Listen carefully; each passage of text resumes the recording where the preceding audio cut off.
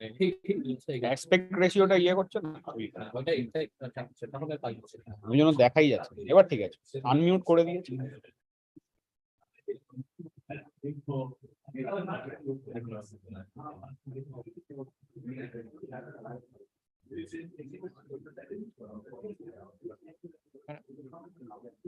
Okay. People on Zoom, can you hear me?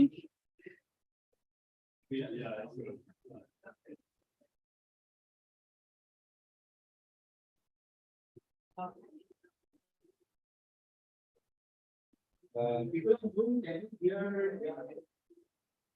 There is a feed.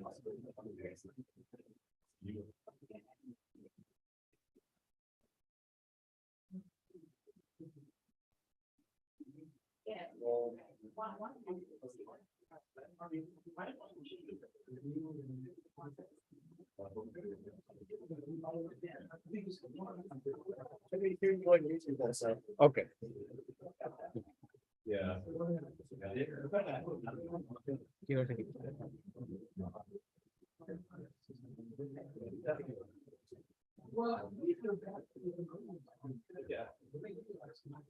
ওদের computer থেকে করলে এই প্রবলেমগুলি হয় না, অ্যাসপেক্ট রেশিও বেশি হয়।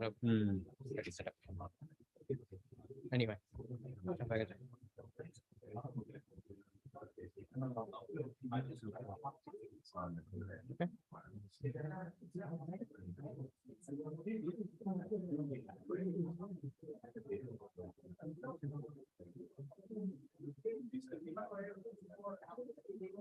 Okay, that's good. Good.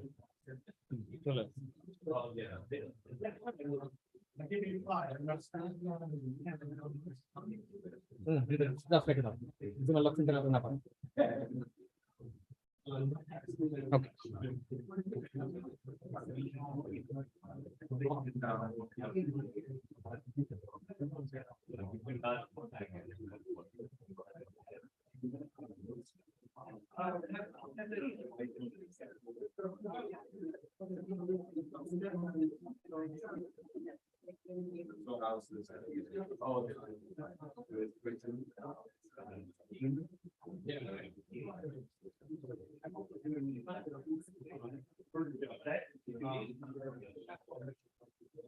All right, guys. 4 minutes. Let's start.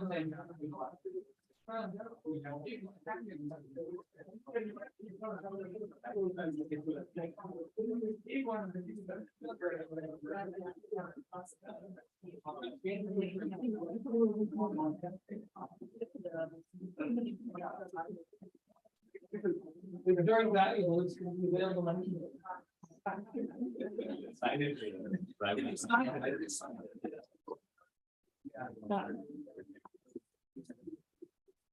I'm going to take off my jacket. I don't think I need a jacket for this. Whatever makes you comfortable.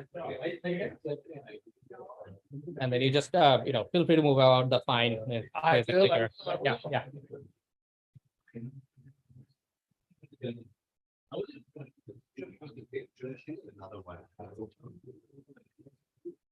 But I would be right. I don't check any regular. Special dealing. Thank you very much.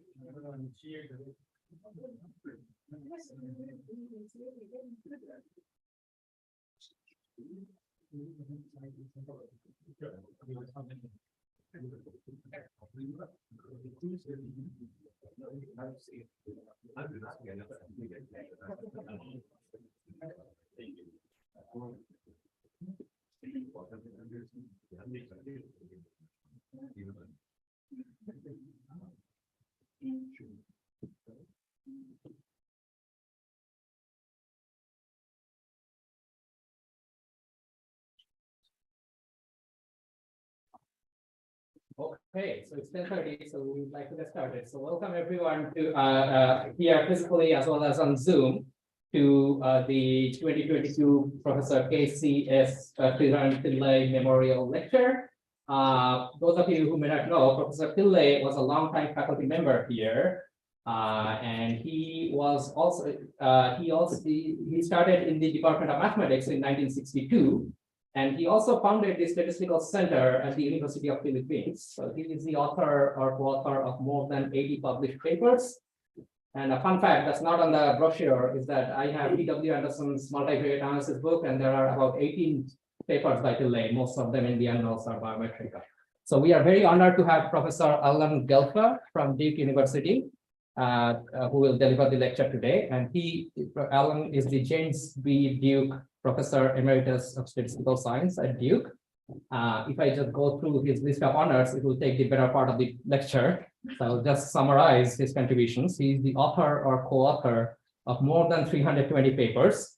He is known for his contributions to applied statistics, Bayesian computation, and Bayesian inference. He is the former president of the International Society of Bayesian Analysis in 2006. And he's the winner of Parsons Prize. He achieved a Distinguished Achievement Medal from the ASS section on statistics in the environment. And on top of all of this, to me and to many of the people here, Alan doesn't need an introduction. We know him by his work speaks for itself. We know him as the Gelfand of Gelfand Smith. And every time we use a Bayesian model, we are using his work. So we are very honored and pleased to have you here, Alan. And let's give Alan a warm welcome.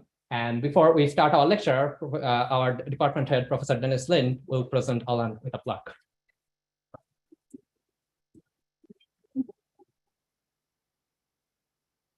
I didn't prepare any good speech though. Sorry. Look at that. Wow.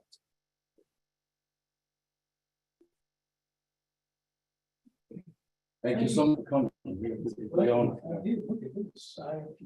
Oh, your time. It's definitely an honor. Thank you. Well, I hope you can hear me. I'm usually pretty loud, so unless there's a problem, I'm just going to carry on. It is a pleasure to be here. I was last at Purdue in the 90s, back when Shanti Gupta was here, and even Jim Berger was here before he left, abandoned to go to Duke. But anyway, and so it's really nice to be back. And I always thought Professor Pillai, but you see it was Pillai. Okay, I'm sorry about that. But anyway, I mean, I do. I mean, he did, pioneering work in basically multivariate hypothesis testing and has a rich assortment of papers in biometric and annals of statistics. And so in some sense, he was there at a time when multivariate is a lot different from what it is today. And my talk could also be viewed as multivariate analysis because I've got multivariate data and everything is spatially dependent. And so it actually is just representing a different time in terms of where our field has evolved. And so I'm going to talk to you today about basically multivariate data in the spatial sense. And so the talk also is primarily a modeling talk, as you can see from the title. And I want to tell you about this preferential sampling idea. Preferential sampling is really another word for sampling bias, but sampling bias doesn't seem to capture the idea of preferential sampling, where preferential means you have some preference for the sites that you go to. And I'll be a little more explicit about that as we get into it. I have much too much material, but we should be done by 1:30 or so. Probably not. Let me see. This is not moving, not advancing. I can use this, but it's not advancing. Should it? Can you try now? Now it is. Okay. Anyway, so let me. Now it's okay. But it's the top is a little hard to see. Will the top disappear? But we still show up in the bottom. I don't know what to say. That's not great. Can you hide it?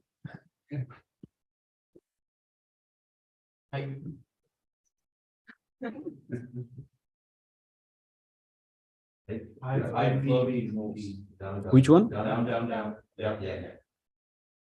Beautiful. All right. Thank you. My hero. Anyway, preferential sampling is getting a lot of attention these days, and all I want to do is tell you a lot about it, and in particular, what it really implies and how we can actually try to deal with it. So I'm going to do a little bit of technical bits first, and then I'll present a couple of examples. And one example is in terms of housing prices. Another example is in terms of species distributions. And at the end, I'm going to show you some brand new stuff about multivariate preferential sampling, and we'll see if how far I can get. So Peter Diggle with a couple of colleagues did a sort of a seminal paper in 2010, although they were thinking about it actually even 5 or 6 years earlier. There's a very nice paper by Patty Rich and Dunson that kind of is, I think, a better version of what Peter did. And there's been some follow-up work. And over here, I'm just trying to indicate, the sort of areas of application for this sort of work. So let me give you the standard example, just so everybody is on the same page here in terms of what I'm worried about. And so the standard example is in, say, environmental exposure. They put in monitoring stations. The monitoring stations are not placed at random. The monitoring stations are usually placed where they're interested in getting information. So they're often in urban areas of high exposure. And so if you, for example, collect monitoring data at stations where there's going to tend to be high levels, and then you do interpolation, the surface you can interpolate is going to be high. And so as a result, you're going to have preferential sampling in the sense that if you sampled, say, more randomly, you would be able to sample areas of low exposure. And then when you did your interpolation, you'd get a much more appropriate interpolated surface. And so the idea is with preferential sampling, the sampling bias is the challenge that this talk is all about. Okay, so if you can keep this sort of illustrative example in mind, that's sort of what I'm going to be driving at for the next 55 minutes or something like that, 50 minutes. Okay, and so the interesting thing is that this is not illegal in the sense that, the design of the experiments, the design of the data collection is often in order to learn about areas of high exposure. And so there's nothing wrong with doing this. It's more that what is the impact on inference is really what I'm going to try to talk about. Okay. And so one way we're going to deal with it, in fact, the primary way we're going to deal with it is that the sampling locations may have been not developed randomly with some sort of design in mind, but we're going to study it as if it was a realization of a point pattern. Okay, so it's going to be a spatial point pattern, and we're going to try to understand the bias in that spatial point pattern. Okay, and so therefore the question we're dealing with, which is what the third bullet is about, is a stochastic question. In other words, is the realization of the responses, say the exposures, is that independent stochastically of the realization of the locations? Okay, and so there are two sort of processes going on here, and that's the question that we're going to ask. And if the answer is no, it's preferential sampling. And the last bullet is important because stochastic dependence is what's going on here. It's not functional dependence, because obviously the responses are associated with the locations. So functionally, if you give me a location, I get the response to that location. If you gave me a response, I know what location it came from. So it's the functional dependence is clear. It's the stochastic dependence that we're trying to say something about. Okay, so I'm going to give you two examples here. One is so-called hedonic modeling for the selling price of properties. Hedonic modeling is just another name for multiple regression. But in any event, I'm going to look at, therefore, the collection of property sales.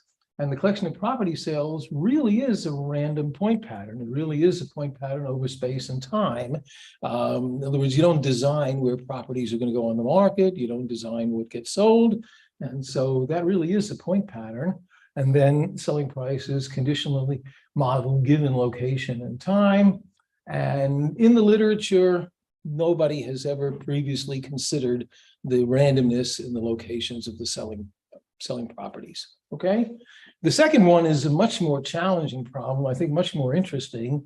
And this is dealing with, say, presence, absence, could also be abundance of species. But in any event, what I'm concerned with here is exactly this bullet. Ecologists will tend to sample locations where they expect to find something. No ecologist is going to go where there's nothing. not going to waste time going to collect nothing. And so as a result, what we find is this really substantial issue of sampling effort. Where is the effort being put in terms of the data collection? Okay, and so I need to introduce sampling effort in some fashion in order to capture that. But sampling effort is what's going to introduce preferential sampling. Essentially, it's going to introduce sampling bias into the situation. Okay, this is also a neat point that I'd like to tell you a little bit about, and that's data fusion. There's a lot of work on data assimilation, data fusion, and the usual version of that is something I'll tell you about in a little more detail when we get to it.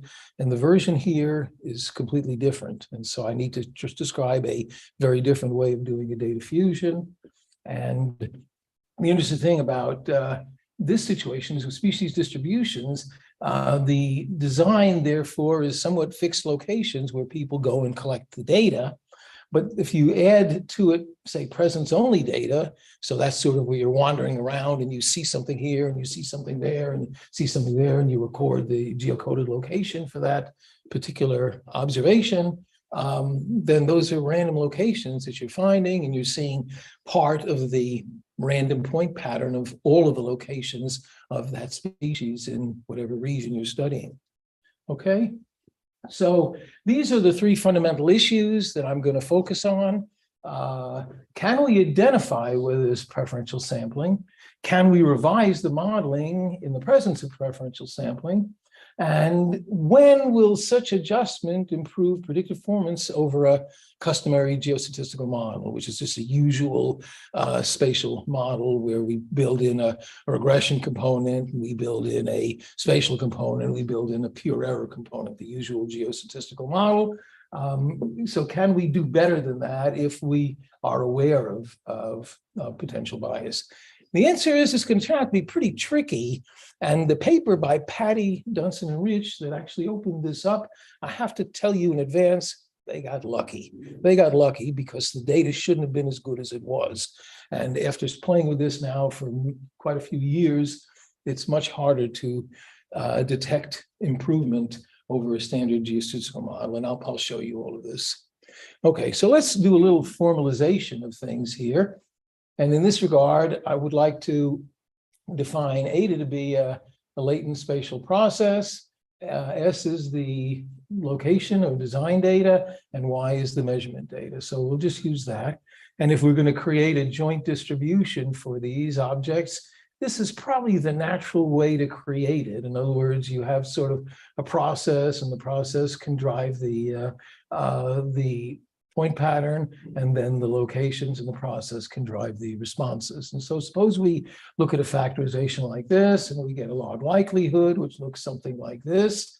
Again, I think this is maybe the most natural factorization, just because if you think about what this sort of says, it says that the latent process is driving both of the mechanisms, and also SY can be viewed as a marked point pattern. Right? In other words, you have the locations, and the mark at the point of those locations is the response. So you have a marked point pattern, and in the geostatistical setting, you have the locations and then the response given the locations. Sometimes you could model marks and then locations given marks, but in this situation, I think it's more sensible to go in the other direction. So that's what I'm going to do. And Diggle et al. Sort of said, well, basically, if this spatial process is not affecting the locations, then you can look at this and you can sort of see the stochastic variation in S can be ignored, for instance, about eta or about the data itself. And so that's what conventional geostatistics does. Any question? Yeah. So over here, what's null, what's unknown? Eta is unobservable, S and Y are observed. So eta is a latent process. Eta is not observable in S and Y. Right. So S is the set of locations, and Y is the set of responses. There is no distribution of eta and condition. Well, you're getting ahead of the game. Right now, I'm just giving you a framework. I will show you all the distribution theory soon. It's okay. Yes, no, your questions are fine, but I'm getting there. Right now, I'm just describing sort of the framework. And so in that regard, In fact, conventional geostatistics, for example, writes a likelihood that usually has conditionally independent observations given the locations. And so you have something that looks like this given this spatial process. And so again, if S depends upon this latent eta process, that's called strong preferential sampling. And if not, then there's no preferential sampling. Okay, The yeah. assumption here then is that the given eta, the x and y are independent. You might think that with preferential sampling, your x's might also depend on the y, but you're saying that's not the case. That's a functional question. I don't think it's a statistical question. It's a simple question. I'm trying to put this in terms of probability distributions. And so I'm trying to understand it in this particular context. But you are right. The way I'm going to get at it is this latent process either drives both the locations and the responses, or it does not. If it drives only the responses, then there's no preferential sampling. If it drives the locations and the responses, then there's preferential sampling, and the process is making locations and responses dependent. Does that make sense? Okay, so again, I love these questions. This is great. It actually shows that people are awake. This is good. Okay, so the Diggle original paper specified things in this sort of form. Again, this is the standard geostatistical model that I mentioned. And what they did was they assumed that therefore eta S, this is hopefully will help with your modeling distributional questions. And then S is sort of a non-homogeneous Poisson process with an intensity that looks something like this. So unconditionally, it's a log Gaussian Cox process, what we call it. And this is a shared process model because eta is here and eta is here, is what I just said a minute ago. All right. And so in their version, if beta is equal to zero, we have no preferential sampling. And if beta is different from zero, the two processes are stochastically dependent, and beta measures the strength, if you will, of the dependence, how far from zero it is. Even the directionality, beta is positive, negative, sort of determines relative to the point pattern where the response surface gets pushed up or pulled down. And so that's what's going on here. Okay. And then Patty, Rich, and Dunson turned it around actually and decided that it was better to model the parameterization in a slightly different way. So they modeled lambda to look something like this, and they put in the process, the point pattern as a regressor. They put it in as a regressor in the model.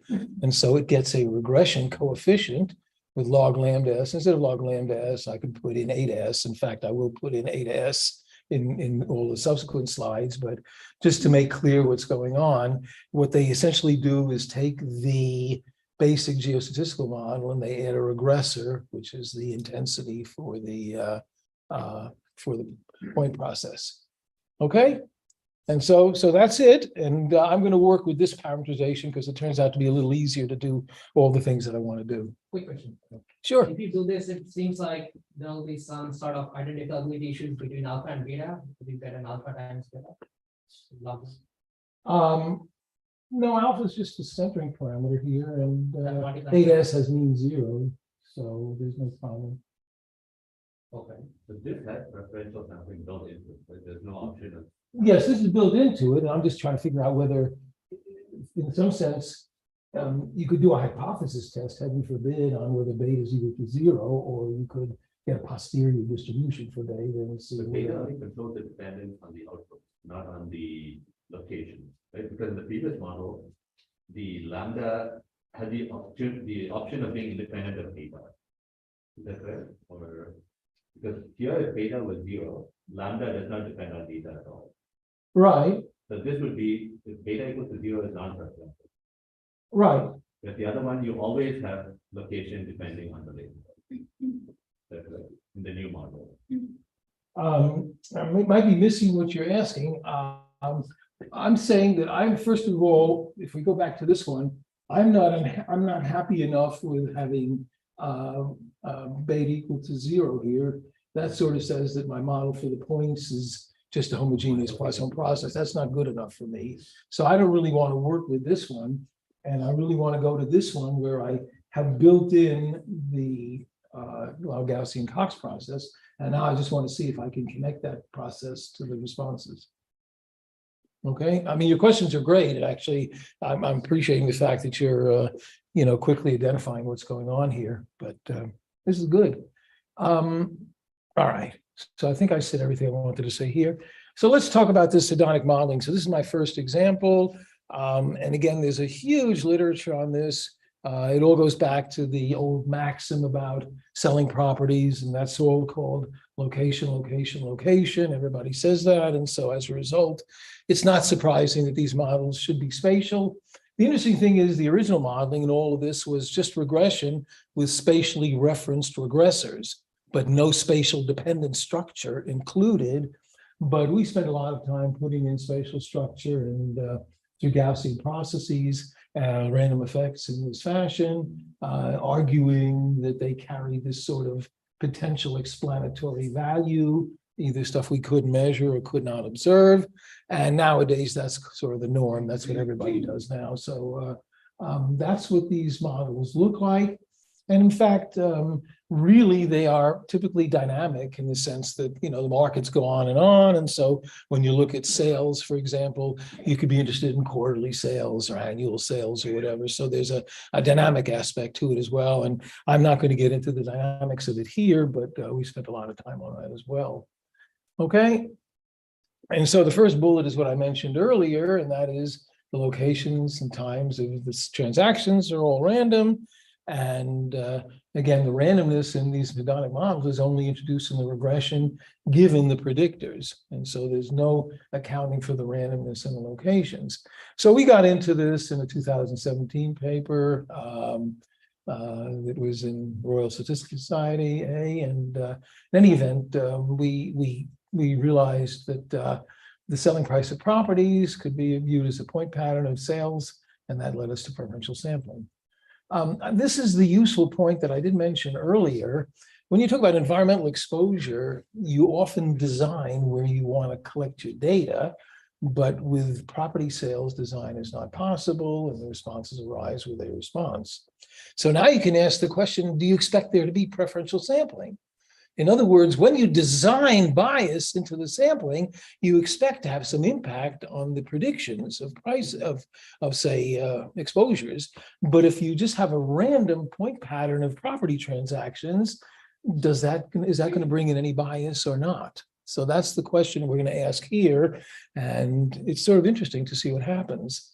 And so if you would like to think about it sort of in kind of the database way, then I guess no and yes here attempt to clarify that in the sense that, is there some connection? Are higher priced properties associated with higher levels of sales activity or something like that? Or is there sort of no relationship between activity of sales and prices of properties? And so that's what we're going to be actually trying to identify here. And even if the point pattern is random, even if the point pattern was not necessarily introducing bias in its specification, you could still find evidence of preferential sampling.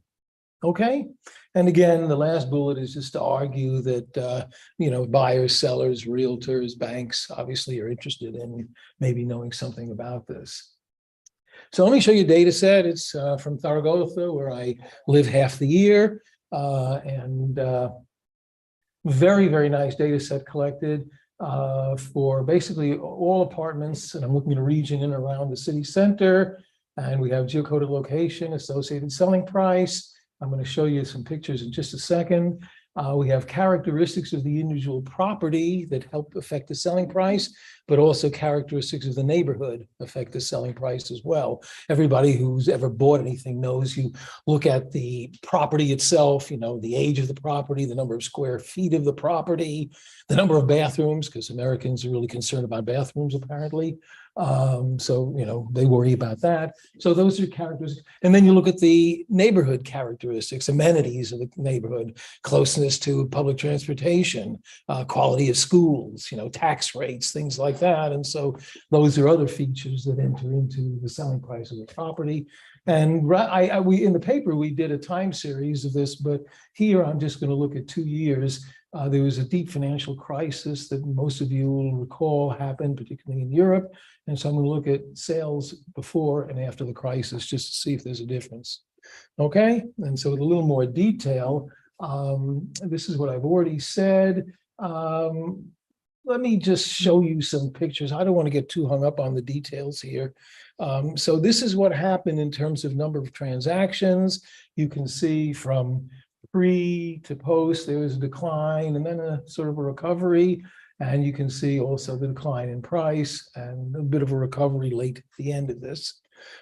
These are the polygons. This is what Zaragoza looks like. It's something I'm really familiar with.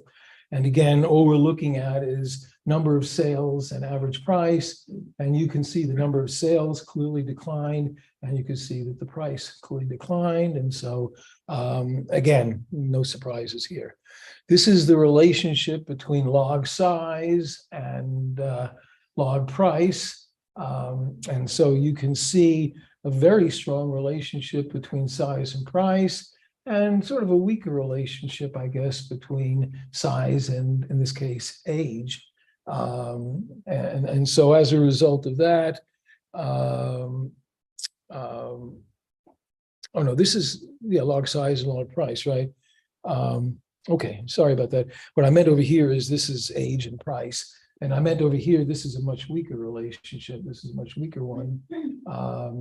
And I guess that's even true in the US, right? I mean, older buildings sometimes are worth less, but sometimes they increase in value. They maybe wind up in historical registers, or they wind up in neighborhoods that become more fashionable or something like that. And so this relationship is not that unexpected. Anyway, so let's get into some modeling detail. And so again, a lot of this looks like what we had before. This is the log Gaussian-Cox process. And this is the usual likelihood for it. I'm not going to explain this. The only thing I will note about this likelihood is that this integral here is a pain in the butt. Why? Because it's a stochastic integral. You're integrating not over a function, but you're integrating over a realization of a stochastic process. So this is an Ito integral. And so you have to be somewhat careful in terms of handling these integrals, but it's all well established in the literature, and not something I'm going to spend any time on at all here. But in any event, so that's the likelihood that goes with that model. And for the regression, I'm going to look at four different models. So one is just a simple spatial regression that ignores anything about the sampling process. The other is this version of the Patty, Rich, and Dunson model that incorporates the point pattern model as a regressor. The third one I'm going to look at is a standard geostatistical model, which doesn't, again, introduces a Gaussian process, but doesn't have any connection to the point pattern model. And then the fourth one has both the preferential sampling component as well as just a Gaussian process component, again with errors. So those are the four models that I'm going to say something about. And again, just to go through this, let me show you first some posterior summaries. And actually, again, there's more stuff here than you need to look at. All I really want you to look at maybe is the delta, which is that coefficient for preferential sampling. An interesting thing is, if you look at it under the model with just preferential sampling, not the full geostatistical model, it is significantly negative in 07 and significantly positive in 12. So there is evidence of preferential sampling. It really has occurred. And if you ask me why the signs changed, I don't really know. We invented something in the paper just so that we could get it published, but I'm not sure I really believe it. But anyway, that's a different story. The point is, there is evidence of preferential sampling. But the negative delta means you're less likely to notice it. Yeah, so let's go back for a second. Yeah, let's do that. I think it's a very fair question. So let's go back to this model here, and what does delta do? If it's negative, what it says is that prices need to be pulled down relative to what they should be. And so in 07, they needed to be pulled down a little bit, and in 12, they needed to be pushed up a little bit, and that's the effect of the difference in the signs. Okay, thanks. I should have done that myself, but I appreciate that. Okay, but then if you go to the full geostatistical model, so this is the Patty Rich and Dunson version of it, all of a sudden notice that now the deltas are insignificant. The deltas are insignificant. We couldn't find a preferential sampling story. Another way of saying that is that this model with the preferential sampling in it is not going to be a better interpolator. It's not going to be a better predictive model.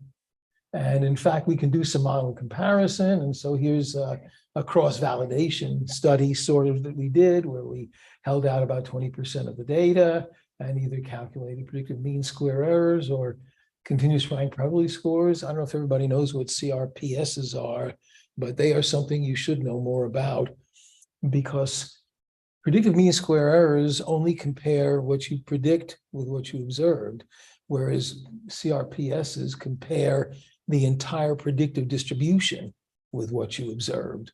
And it's much better to compare a distribution to a point than just a point to a prediction. And so as a result, what you like is for the predictive distribution to be very concentrated around the point, as opposed to not particularly concentrated. And if you just used maybe the mean of the predictive distribution, who knows how tightly you're guessing things. And so we like CRPSs a lot. But in the event, here's what happens. And so basically model one, which ignores the Gaussian processes, is a complete loser, but the other three are essentially indistinguishable. And that's sort of why I was saying earlier, Dip, Brian, and David got lucky, because a lot of times you won't be this lucky. All right, move on to species distribution. So this is, I think, a story that has a lot more meat to it. So let's see if we can get into it and start getting to some of the serious questions. Okay, so I'm going to focus on presence-absence data, and to start with. And so what I'm really thinking of at any location when we collect the data, there's a binary response, either presence or absence. A lot of data captures abundance. Abundance can be counts. Abundance could be, sort of aerial measurements in terms of how much abundance there is. So there are different ways to measure abundance, but let's keep it simple for now and just look at presence absence. And I'm going to start here with looking at models, modeling species individually, but I'll get to the joint version at the end. And so naturally, what we're looking at now is the issue where, in fact, presence-only sampling is probably more attractive. Presence-only sampling would be not studying the presence absences, but seeing the entire point pattern of where the species is. That would be a much better data collection, wouldn't it?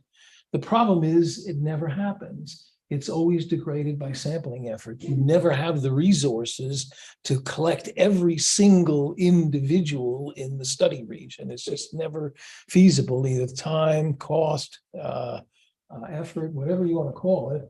And so what I'm going to try to do is I'm going to fuse presence absence data with presence only data. And I'm going to show you a way to do it that has basically been done wrong in the literature up until at least what I think we're introducing. Okay, so this is just repeating some of my words. Presence absence data imagines, plots, grid cells, quadrants, whatever you want to call them, where presence absence observed. Presence only data is, again, this idea of randomly encountering a species as you're wandering around. It's usually, like I said, museum data, citizen science data. You see the species, hopefully you don't pick it. But in any event, this in the literature, the reason why this has this difference between these two data collection types hasn't been handled well is because the difference can sometimes be a little confusing, because you can describe both presence-only data in terms of aerial versions, and you can describe presence absence in terms of aerial versions. And so if you do things in terms of aerial units, all of a sudden you start thinking, well, then I can use modeling for aerial units and I can do a nice simple data fusion. And I'm going to try to argue that that's wrong. Okay, but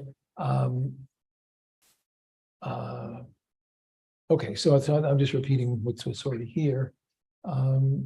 So let's see if we can understand a little more clearly what presence absence really means, because this is the heart of the issue.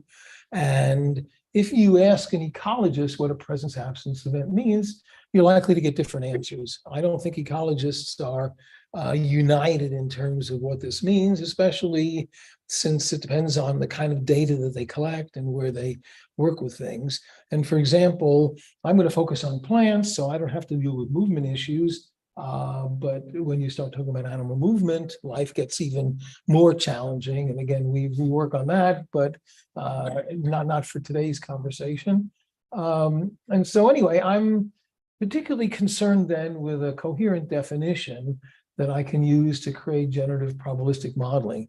In other words, I'd like to be able to write down a model that could conceivably have generated the data that I observed. I'm not interested in models that are fantasies. I'm not interested in models that could never. No model is true. We understand that. All models are wrong. Some models are useful, the old maxim that everybody knows. But whatever you want to think about, I'd like the models at least to potentially be generative in the sense they can generate realizations that could look like the data you've actually collected. Okay, and so if we take that point of view, then I'm claiming that if you do this presence absence data collection, and if you could see the entire true surface, it would be a binary map. At every location, there's either a 0 or a 1.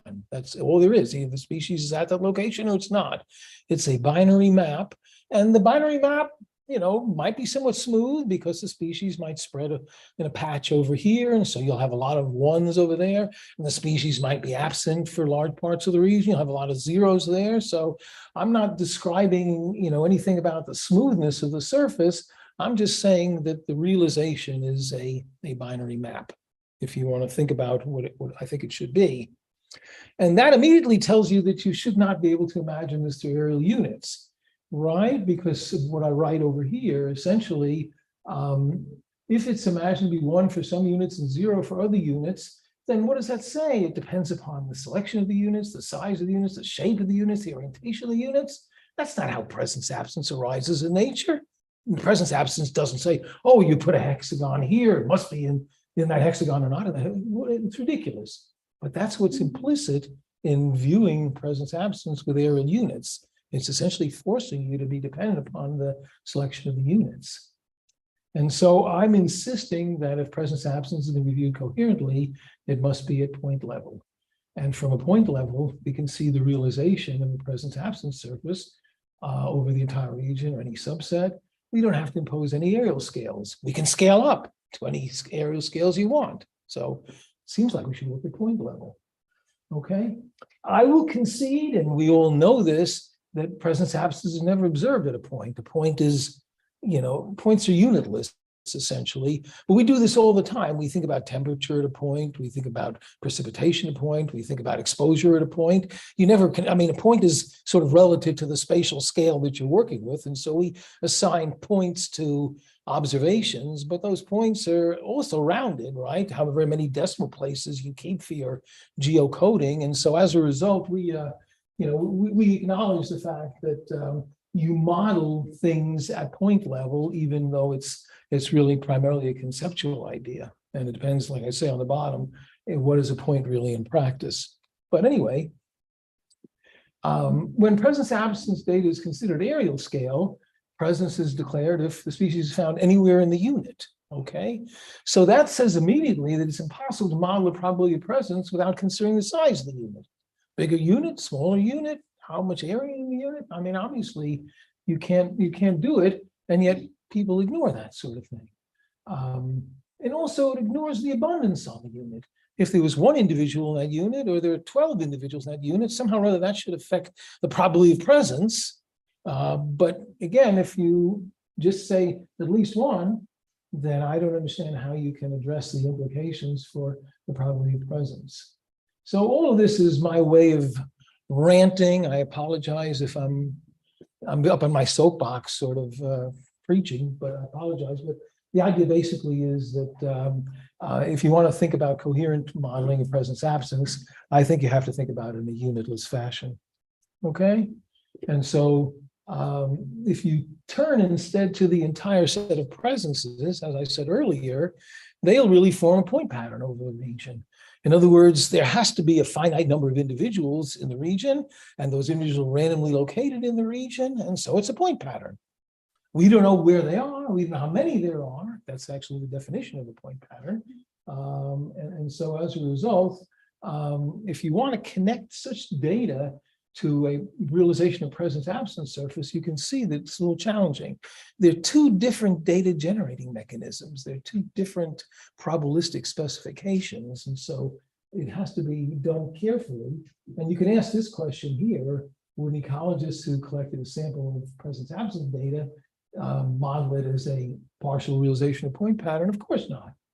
They just build a regression model using suitable covariates for the locations and try to explain presence absence in terms of the environmental features of the location. So that's what everybody would do. And so it's clear that ecologists would not do something dumb. They acknowledge the difference, but somehow or other, that doesn't mean they're careful about it. Let me continue a little bit more with my ranting or babbling, depending on your preference. So we have a realized surface, as I said, that's a conceptual binary map over the region. And in fact, to model this surface, what we need is a probability of presence at every location. And so this is a probability of presence surface over the region. And so what that is that's the probability surface. And in each location, there's a Bernoulli trial given that probability of presence. And that's the realization of the probability of presence surface. The probability of presence surface, and the other provides the realization of the binary map. Okay, and so this is clearly different from the point pattern business, where point patterns are usually modeled with intensities, like I was saying earlier, and that's associated really with presence only data. And you can normalize intensity surfaces to get densities, but densities are not probability of presence surfaces. Densities, if you integrate them, give you the probability of associated with areas. But they have nothing to do with probabilities at points. In fact, from density surfaces, there's no probability at points, as everybody learns back in the third grade. Okay, so here's the question, and here's my simple clarification of this. Is it a Bernoulli trial location? Is it probably the number of individuals in the set A is greater than to 1? If we model presence absence using, say, probability PS of presence, we know what YS equals 1. What does YA mean? Well, it's actually what we call a block average in spatial terminology. Basically, you just average the indicator over A, and so it's the proportion of Y's in A that are equal to 1. It's not a Bernoulli trial, and the probability that Y equals 1 is 0, because you're never going to have ones everywhere except on a set of measures 0, and so absolutely, this is the case. In fact, if you take the expected value of this, you just average the probabilities over the region. And so in that context, the expected value is just this average probability, and that corresponds to just picking a location at random, and what's the chance of finding the individual at that location.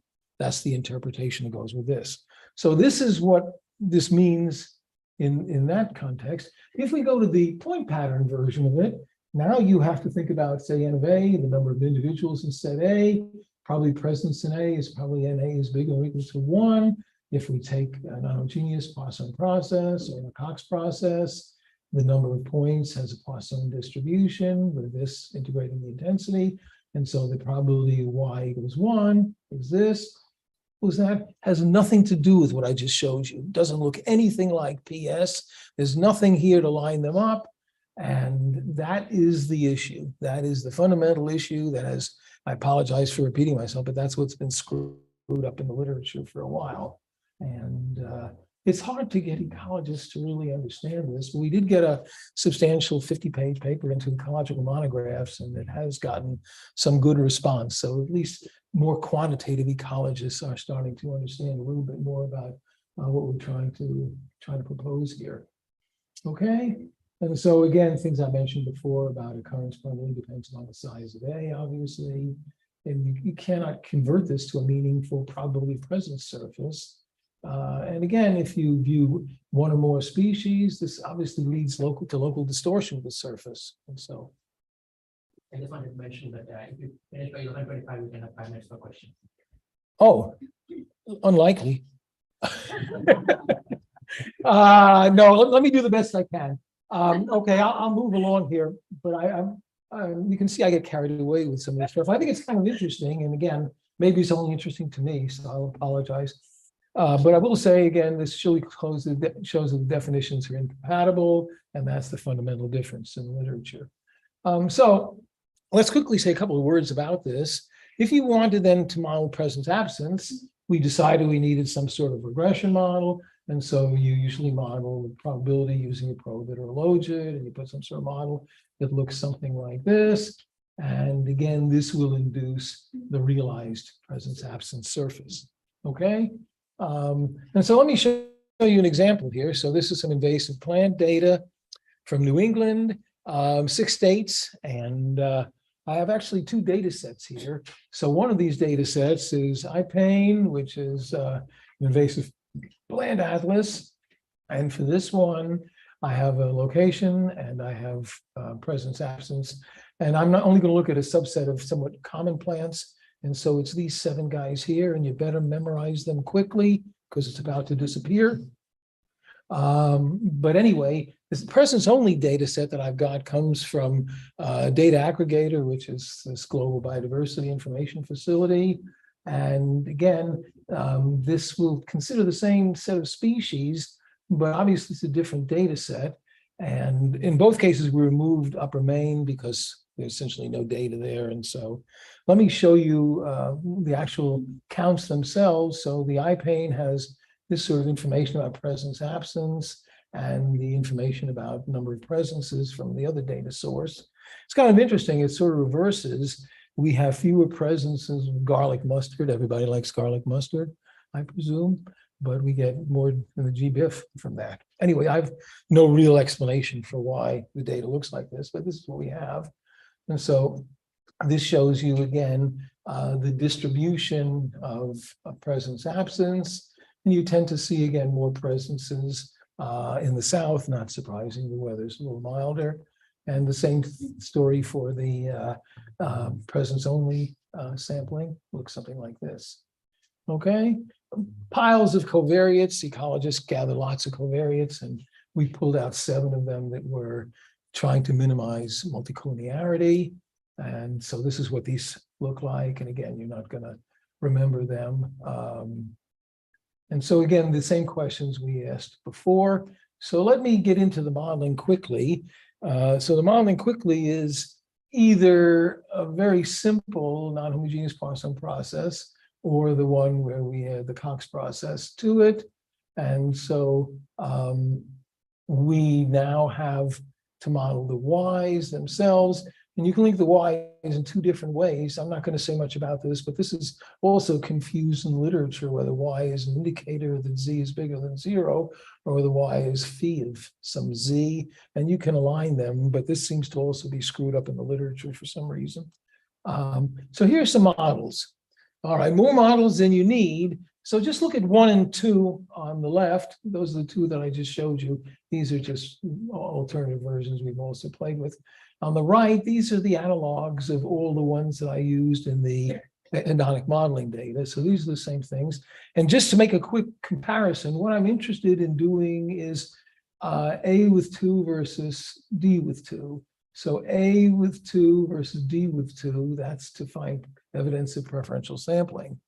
And then I'm interested in B with 2 and C with 2. So that's the interest is whether the general hedonic sort of geostatistical model is good enough, or whether I gain something by putting in this extra covariate. Okay, so those are the 2 comparisons I'm going to show you.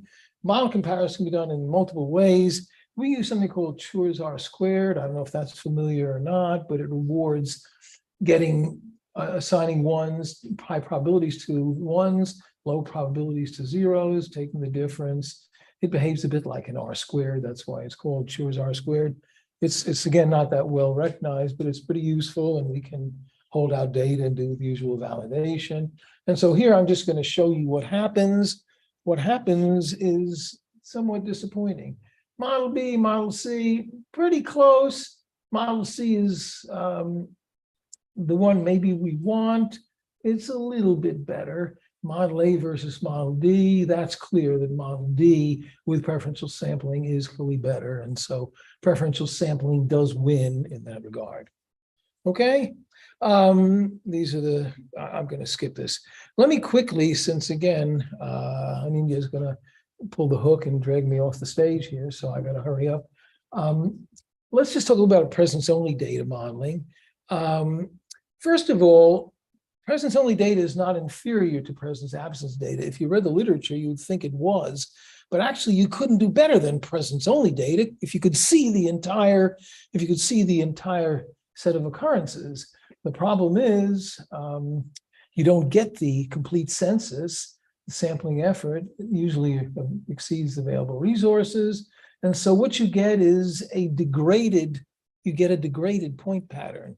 You get a point pattern that can be degraded for a number of reasons. It can be degraded through anthropogenic processes, like if somebody puts up a building, you're not going to see any plants there. There could have been plants there, but you're not going to see any. If somebody has a regular sampling effort, some places are hard to get to. Maybe you're not going to climb a mountain, or you're not going to walk across 10 miles without a road in order to find an area. So sampling effort enters into it. And there's even the possibility of misdetection or misclassification. Maybe it was there and you didn't see it, or maybe you called it something when it was really something else or whatever. And so what we need to think about in this regard is going from a potential intensity to a realized intensity, which is a degradation of the former. And so we build these degradation models. I don't have time to explain all the details about it, but what I want to do is show you how we can do data fusion in this regard. And again, the data fusion is different, I was going to say, from the canonical data fusion example. You remember I said this at the very outset. The usual canonical example is modeling exposure to an environmental contaminant, say we have station data, maybe computer model data, satellite data. They're all modeling the same thing. And so you can imagine a latent true exposure surface, and each data source is conditioned on the true exposure surface. And therefore you try to back out the true surface using the multiple data sources. And that's the customary fusion in the literature that goes on in almost all the data fusion, data simulation literature that you wind up looking at, whether it's weather data, sea surface, whatever, all this sort of stuff. That's pretty standard. We cannot do that. We cannot do that. And so what we have is the following. What's the extra information for the data fusion provided by the presence-only data? It's the point pattern of presence-only data. That's the only additional information that we're getting from the presence-only data. And the presence-only data is severely biased. There are locations where we see only ones. So therefore, that's actually great, because severely oversampling presences means preferential sampling has to be going on with SP0, the data set, this point pattern that goes with presence-only. And so this really should improve the estimation of the presence-absence surface, and it does, and it's the right way to do the fusion. And so now here's one way to think about it. Go back to our previous models, and instead of putting in a regressor for presence-absence, how about putting in a regressor for presence-only, using that as a predictor? Or how about doing it either purely from preferential sampling or doing it in a geostatistical context? Again, all we've done is replace these guys with these guys. In fact, we could put both of them in, couldn't we? We could both of these guys in and have both of them try to explain a coefficient for the presence-only point pattern, a coefficient for the presence-absence point pattern. And so we can put both of these guys in. Why not? And again, I'm not going to say very much. I will tell you that none of the presence-absence coefficients are difference. All the presence-only are highly significant, and model F, the biggest one, actually is typically the best. Okay, I wanted to say something about this, but maybe in the interest of time, I'm just going to quit. I have 3 or 4 slides, about 6 slides. I'll quit at this point, and hopefully I didn't put anybody to sleep. And again, thanks very much for listening.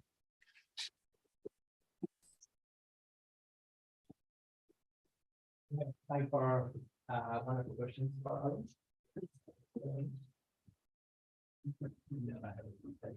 Okay.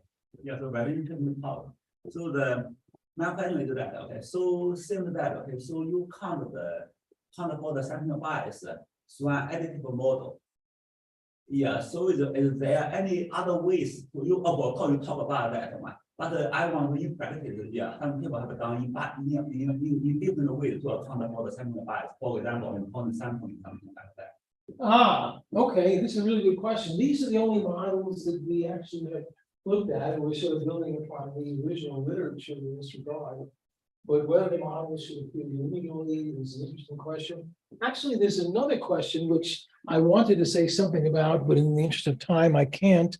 But if we go back to look at these models, for example, should this coefficient be a constant? Should it be spatially varying preferential sampling? And the answer is why not? And so we're doing that now.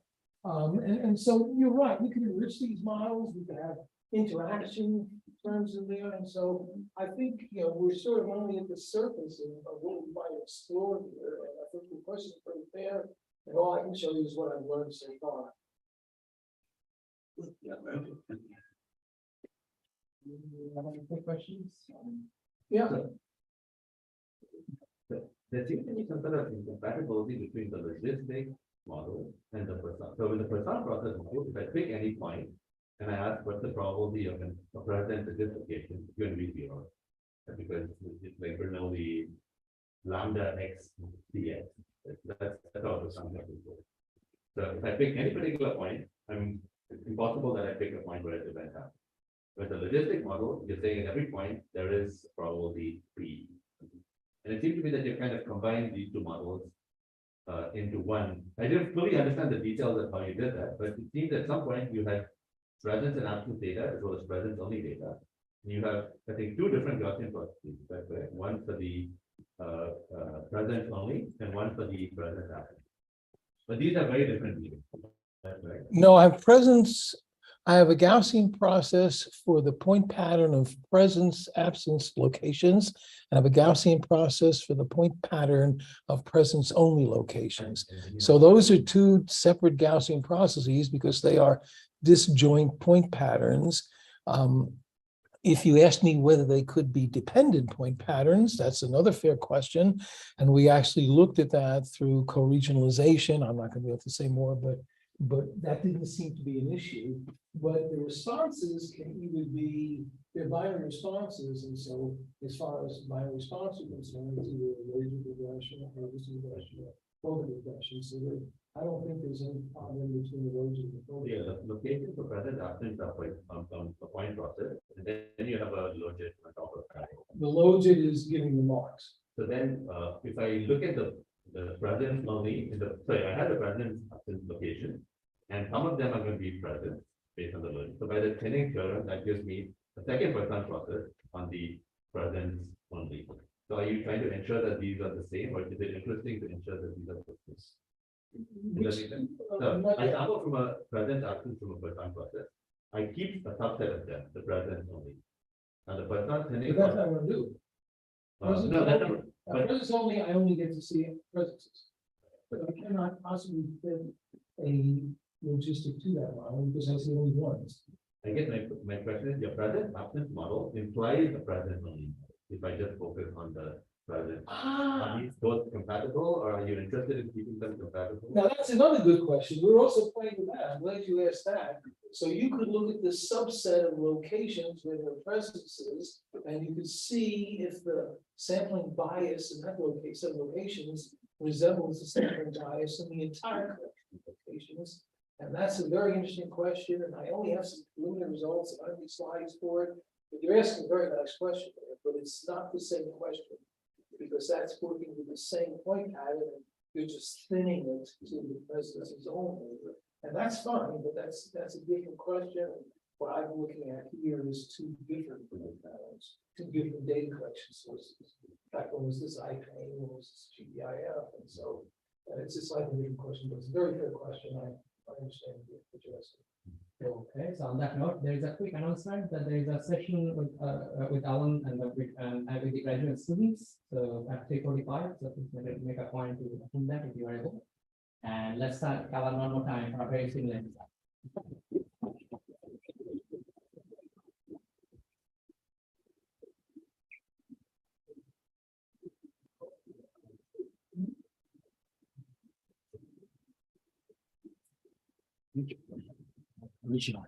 Is it good? Very good, Right for the audience? very good. Good audience. They asked good questions. Oh, very good questions. I'm really delighted. People were staying with it for the whole talk. That's really great. I don't know how many people were. Thank you, everyone. Okay. Fabulous talk. Thank you, thank you. You know, Hope I see you, sooner than I did between times. well, please take care of yourself. Doctor pointed out seriously. No, No issues? yeah, just check up. Yeah, I like that. That's the right thing. Yeah, so we only have it once a year. That's also good. Yeah. Good to see you. Take care. Yeah. And if the questions slow you down a little bit. No, it's great. So he will join Professor Levy.